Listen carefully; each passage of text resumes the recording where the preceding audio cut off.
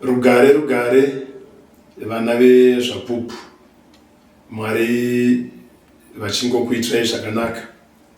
Mbiri yose kuna Jesu muvambi nomukwanisi woupenyu hwedu. Tinoda kutenda Mwari nepavatisvitsa. Tinoda kutenda zvikuru leadership yedu, vabati vose, vashumiri vose, mwana wese wezvapupu. Hakuna munhu asina basa muzvapupu. Munhu nemunhu ane chaakaita kuti nhasi tigone kusvika patasvika. Saka ndinokutendai mose kuti Mwari vakuitirai zvakanaka. Takasangana nezvinorema, tikasangana nezvinovava, zvinorwadza, zvikuru sei tikatarisa mugore ra2025, rufu rwakatitorera mhare dzanga dzakasimba pabasa raMwari. Tinoda kukutendai kubatirana nekuchema netariro kusvikira nhasi. Hapana chakamiswa nekuda kwedambudziko iroro. Zvinhu zvose zviri panzvimbo, vanhu vachingokudza Mwari wavo. Ndinoda kupedzisira pakutenda kwangu kuti tapedzisira tiine mhuri yakasungwa yekuCape Town, vana vakabatwa. Asi ndakaona kubatana kwevana veCape Town, vanhu vakasiya madifferences ose akasiyana siyana. Vanhu vakabatana parudo, paidiwa mari dzemaloya, paidiwa mari dzezvaidiwa vana vari mukati. Ivo vana vari mukati havana kurega kunyengetera. Ndakafadzwa zvikuru nenews dzekufambisa basa raMwari vari mutorongo imomo, nekutosvika pakunamatira vanhu, nekusvika pakuonekwa kuti tine vanamati muno. Havana kunyara Mwari wavo nechikonzero chokusungwa. Tinotenda zvikuru kuti Mwari vakatiitira zvakanaka. Tiri mumhemberero dzatiri kuziva kuti kuvapo kwaKristu ndokuri kupembererwa, sezvinotaura bhuku yaIsaya ichikurudzira praise, shout of great praise, shout of great praise. Kureva anzi nekuti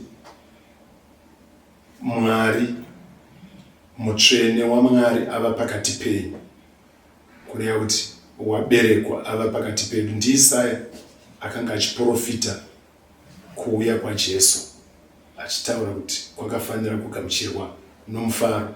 Even azoberekwa, pane tsamba inosteta zviri pana Luke 2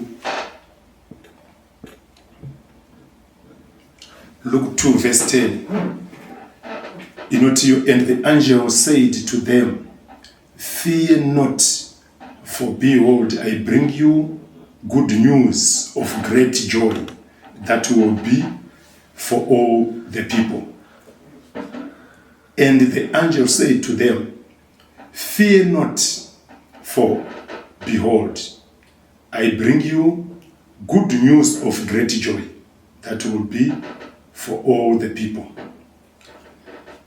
Kana pachitaurwa good news, kureva mashoko akanaka. Mashoko akanaka ari kunzi of great joy, kureva mashoko ekupembera. Ndo panouya celebration, because mashoko ari kuuya anzi haasi mashoko akaipa, asi mashoko akanaka, mashoko omufaro mukuru. Saka nauye mashoko akanaka, iri kunzi mashoko omufaro mukuru, good news of great joy.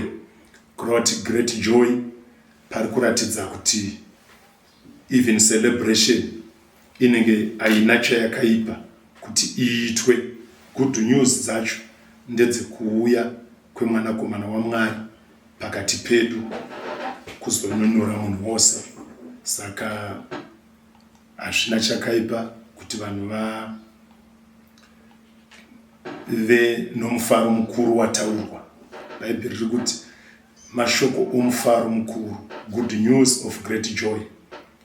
Reshona rinobva rati pururudzai, kureva kuti pane patoo nemapemberero, patoo nemufaro wakakura. Saka ndo patiri kuti ngatifarei, sezvatiri kuziva kuti pane kushonyororwa kwezuva iri razoshandiswa zvakawanda. Vamwe vari kuti ndozuva rekurangana kuita mari pamwe nekuba. Vamwe vari kupinda mune zvimwe zvavasingagari vachiita. Let's not be taken away ne over excitement. Pane overzealousness imwe inozongoitika yekuti munhu anopedzisira akukondororwa apinda mune imwe realm yaasinganzwisise kuti ndini here ndiri kuita izvi kana ndini here ndakazviita. Kune vamwe vachadedzwa kunorova vanhu, vamwe vanhu vacho vachatofa. Topedzisira mumwe apinda muchitokisi, topedzisira mumwe mujeri, topedzisira mumwe ane vana vaanherera baba vari vapenyu vakangofarisawo kunzi handei tinoita zvakati. Vamwe vachapinda nenzira yavasinganzwisisi. Izvozvi kune kwakatogadzirirwa kuti kana achinge angosvika mupinzei murumu inenge yakasprayiwa, kana angopinda imomo, kana atadza kuziva zvaari musechei mari dzake, kana kuti mushandisei zvamunoda. Kune vanhu vamwe vachadzoka vane pamwiri, kune vamwe vachadzoka vasisina mari dzavabuda nadzo, kune vakawanda vachadzoka vasisiri zvavari nekuda kwekuti tinenge tatadza kuzvikondrora. Saka tiri kuti ngatitorei control yezvinhu zvese semazuva ese, tisingazotorwi nekumwe kuita kwekuti nekuti nhengi aita zvakati. Izvozvi tine vamwe vanhu vachasvika pakuonekwa achimhanya achidzoka kumba kuzotora imwe mari kuti ko zvaita sei zvamusinganwe doro. Pane zvandataura nanhingi, mirai muno ndotaura nemi ndadzoka. Izvo ataurwa naye akapinzwa mune rimwe dhiri risiri dhiri zvaro, rinopedzisira razotoresa nemombe kumba, rinopedzisira mari yambenge yasiiwa pasaidi yaenda.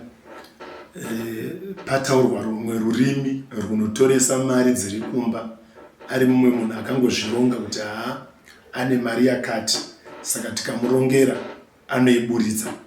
Saka tiri kuti tiite neuchenjeri, tipinde mumutambo tiri soba, tirege kuita sevanhu vadhakwa nemufaro wezuva iri, kana nemumwe mutauro, kana nekumwe kuita, kana nedzimwe zivo dzine zenge dzisisashande kana tazowira mumatambudziko ari kumberi uko. Kune matambudziko ekuti vamwe vachapedzisira vane pamwiri, kuchenjera kwese kune zenge kusisipo. Vamwe vachapedzisira vapinda kana mukuba nechimwe chivindi chinenge changonzi ngatiite zvakati. Unotaura chokwadi zvakasiyana siyana. Saka ndiri kuti ngatirege kubva pane zvatinosiita mazuva ese. Vamwe vachapfeka zvavasingapfeke mazuva ese, vamwe vachadya zvavasingadyi mazuva ese, vamwe vachanwa zvavasinganwe muupenyu hwavo, vamwe vachaita zvavasingazoita muupenyu hwavo. Ngatirambei tiri principled, tirambe tiri disciplined, tirambe tine maboundaries edu, tisadarike maboundaries edu tichibuda kune zvinotikonzeresa. Sana Dhaina vakazokonzera madambudziko kuimba yese, kurudzi rwese, nechikonzero chekunotamba nevavaya vanzi nevabereki, aiwa mwanangu usabude kuenda kunotamba nevavo, nobva abuda ndokuzonorepwa, nobva hanzvadzi dzake dzazonotsiva neropa, zvikazokonzera kuti kurudzi kunge kwane mhaka yeropa yakazokonzeresa dambudziko rakakura kurudzi, nechikonzero chekudarika maboundaries anenge akasetwa muupenyu. Saka ndinoti ngatirambe tiri focused, tisave tinonyudzwa, tisave tinotambudzwa nekuda kwemumwe mufaro, kana kuti nekuda kumwe kuzoziva kwakapfurikidza. Mwari vakuitirei zvakanaka, uve mutambo womufaro. Ndatenda. Amen.